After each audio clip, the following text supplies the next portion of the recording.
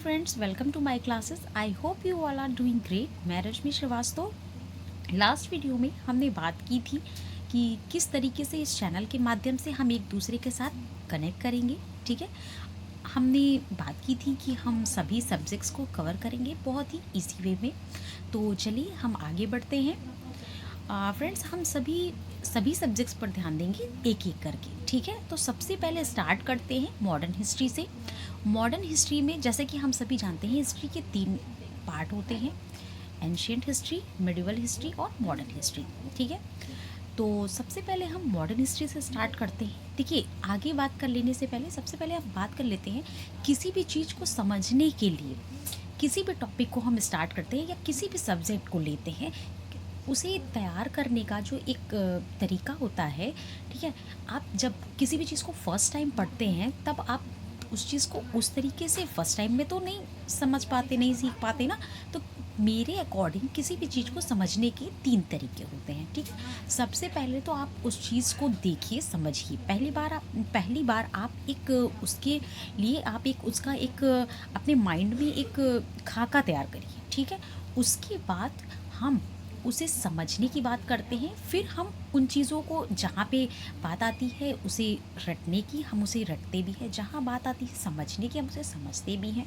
जहाँ पर बात आती है उसे न्यूमोनिक्स के माध्यम से, शॉर्ट ट्रिक्स के माध्यम से हम उन चीज़ों का भी यूज़ करते हैं। किसी चीज़ का जो लर्निंग मेथड होता है वो इन्हीं तरीके से हम उस पर वर्क करते हैं। ठीक है, तो चलिए हम स्टार्ट करते हैं मॉडर्न हिस्ट्री के कुछ इंपॉर्टेंट टॉपिक।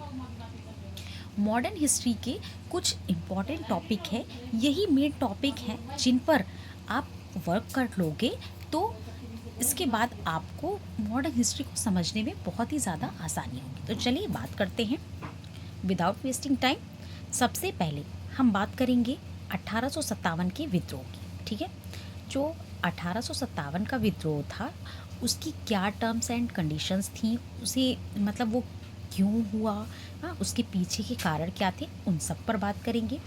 ठीक है, नेक्स्ट है हमारा भारतीय राष्ट्रीय कांग्रेस। भारतीय राष्ट्रीय कांग्रेस की स्थापना से लेकर राष्ट्रीय कांग्रेस के जो भी अधिवेशन हुए हैं, उन अधिवेशन के पीछे के कारण क्या थे, उन अधिवेशन की महत्वपूर्ण बातें क्या थी, उन सभी पर चर्चा करेंगे। उसके बाद बात करते हैं भारत में गवर्नर जनरल और वायसराय की। भारत में जो गवर्नर जनरल और वायसराय रहे हैं, शुरुआत से लेके उनकी क्या हिस्ट्री रही है, वो हमारे देश में उनका क्या योगदान रहा है। ठीक है, किस वायसराय के, किस गवर्नर जनरल के समय में कौन सी घटनाएं हुई हैं, उन सब पर डिटेल में बात करेंगे। फिर आता है बंगाल विभाजन। बंगाल विभाजन क्यों हुआ, इसके क्या कारण थे, उसके क्या परिणाम हुए, उन सब पर चर्चा करेंगे। फिर होम रूल लीग, जैसा कि आप जानते हैं होम रूल लीग 2 तरीके से बनी थी।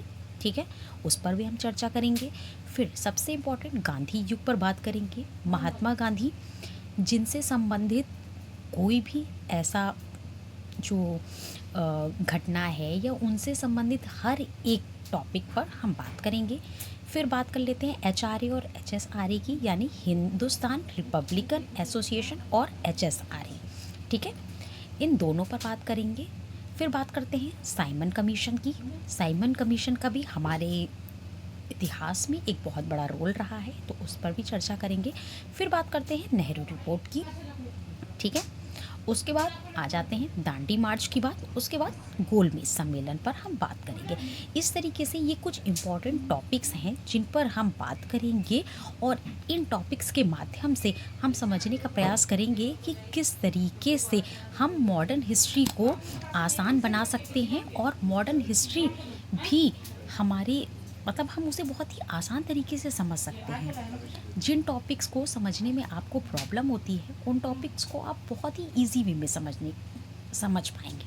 ठीक है, तो इस तरीके से हम एक एक टॉपिक्स को कवर करते जाएंगे, और जो हमारी लर्निंग मेथड है उसे बहुत ही आसान बनाते चलेंगे। ठीक है, तो नेक्स्ट वीडियो में हम बाकी के टॉपिक्स पर चर्चा करेंगे। तब तक के लिए थैंक यू, टेक केयर।